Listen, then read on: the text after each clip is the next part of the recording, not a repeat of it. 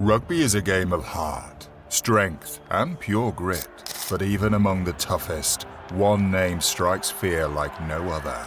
You're standing on the rugby field, your heart pounding, and there, across from you, is a bearded colossus. He's not just a player. He's a force of nature, raw, untamed, and terrifying. They call him the Caveman. But he's more like a modern-day Hercules, on a mission to destroy everything in his path. Standing at 6 foot 3 inches, weighing in at a massive 250 pounds, Chabal was built like a freight train and hit like one too. Whether it was tearing through a scrum or leveling an opponent with a tackle that felt like a natural disaster, Chabal wasn't just playing rugby, he was dominating it. Meet Sebastien Chabal, the most feared forward rugby has ever seen. Welcome to Watch Rugby, and stick with me, because today you're about to meet the most feared forward of all time. Birth of a beast, humble beginnings. Our journey begins in the heart of France, in a small village called Valence. On December 8th, 1977, the rugby world unknowingly gained one of its greatest gladiators. Sebastien Chabal was born into a simple, hard-working family. Little did they know, this baby would grow up to be a bearded giant, with a fearsome reputation, known across the globe for leaving a trail of destruction on the rugby field.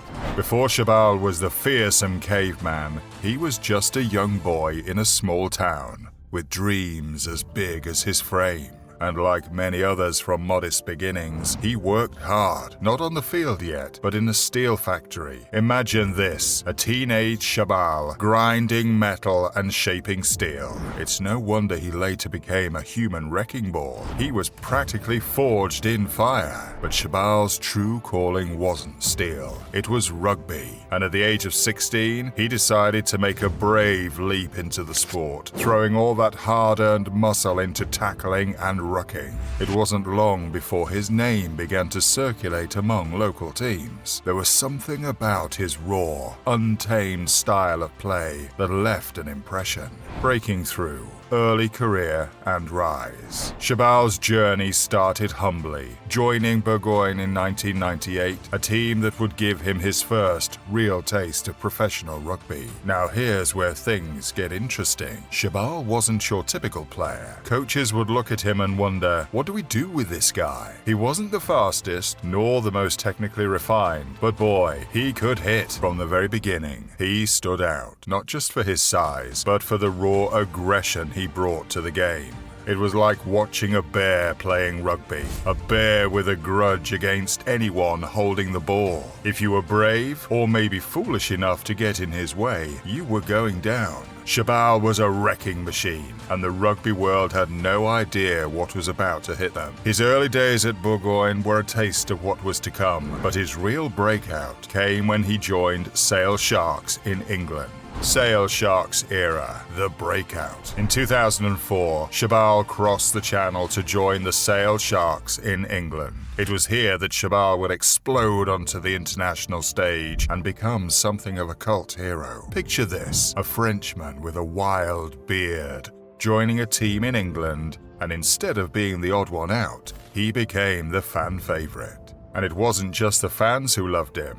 Chabal brought an unmatched ferocity to the pitch. Whether he was carrying the ball or smashing into a tackle, it was as if someone had released a caveman onto the field. Sale Sharks went on to win their first ever Premiership title in 2006, with Chabal at the heart of their success. He was their enforcer, their secret weapon, and I dare say it, their cult hero, a giant among men in every sense of the word. The French national team, global recognition. Then, of course, there was his time with Les Bleus, the French national team. His rise in the French national team was nothing short of spectacular. Despite starting as a bench player, it didn't take long for him to secure his place in Les Bleus. When you think of French rugby in the mid-2000s, you think of flair, passion, and fire, and nobody embodied that fire quite like Sebastien Chabal. Chabal became an instant fan favorite, embodying the spirit of French rugby with his fiery passion and relentless power. But it was the 2007 Rugby World Cup where Chabal truly became a global icon. Playing against the best teams in the world, he became a symbol of French defiance. It wasn't just the French fans who feared and revered him, it was everyone. New Zealand, England, South Africa. The caveman had arrived on the world stage, and he wasn't leaving until he made his mark. The Masso tackle, cementing the legend. And then there was that tackle. Carter avec un énorme tampon de Sebastien Chabal sur Massoé. Ah, il n'y a pas eu de voyage à vide.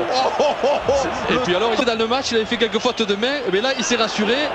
Et c'est du costaud. Ask anyone who knows rugby, and they'll remember this one.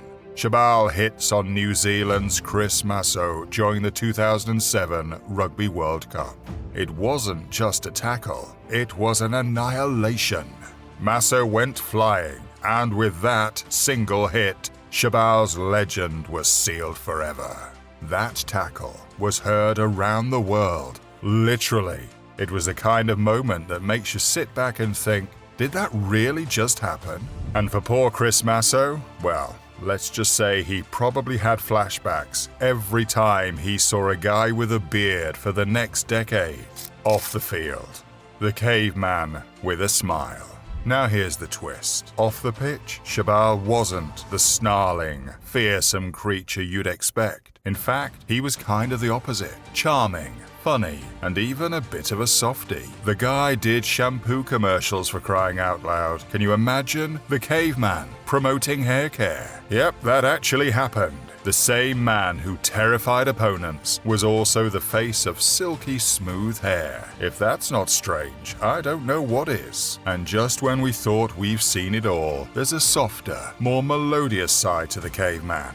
Believe it or not, he can sing. That's right. In 2010, Chabal traded in his rugby boots for a microphone on the French charity show Les Enfoirés. Picture this. The same man who's known for laying out All Blacks with bone-crushing tackles, now belting out tunes in a choir, raising money for charity with a smile and a song. Okay, so he's not exactly Pavarotti, but seeing this fearsome giant go from smashing opponents to serenading a crowd, it's a sight that proves Chabal's larger-than-life personality knows no bounds. This was the side of Chabal that truly made him a legend. Not just for his powerful presence on the pitch, but for showing us all that even the fiercest warriors have a lighter, more playful side. Maybe next time he'll drop a music album, but we're not holding our breath. Racing 92 and retirement, the final chapter. After leaving England, Chabal returned home to France and joined Racing 92, where he continued to dominate well into his 30s. He was older, yes, but no less powerful, and even as his playing days wound down, the legend of the caveman grew stronger.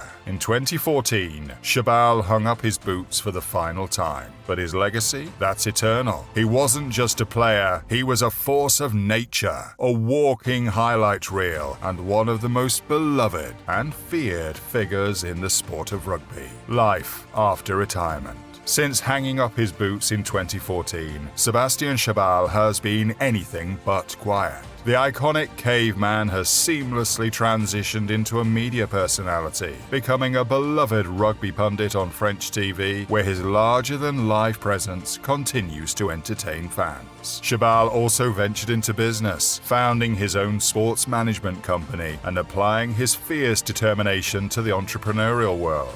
He remains actively involved in charity work, notably with Les Enfoirés, where he occasionally dusts off his singing skills for a good cause, reminding us all that Chabal's versatility extends far beyond the rugby field. But that's not all. Chabal has taken on the role of a public speaker and mentor, using his experiences to inspire others with lessons of leadership and resilience. As a rugby ambassador, he's been instrumental in promoting the sport at both grassroots and international levels, helping us keep rugby's spirit alive for future generations. Whether breaking down the game in a broadcast booth or making business deals, Chabal's post-rugby life is as dynamic and impactful impactful as his unforgettable career on the pitch. Sebastien Chabal, the man, the myth, the caveman. From his humble beginnings in Valence to the world stage of rugby, he defied expectations at every turn. And while his career may be over, the legend of the caveman will live on for generations to come. After all, you don't just forget a man like Chabal, you can't.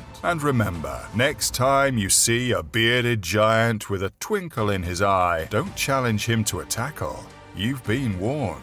If you enjoyed diving into the legend of Sebastien Chabal and want to explore more of rugby's greatest players and stories, make sure to hit that subscribe button and ring the bell. Leave a comment below with your favorite Chabal moment and share this video with your fellow rugby fans. Until next time,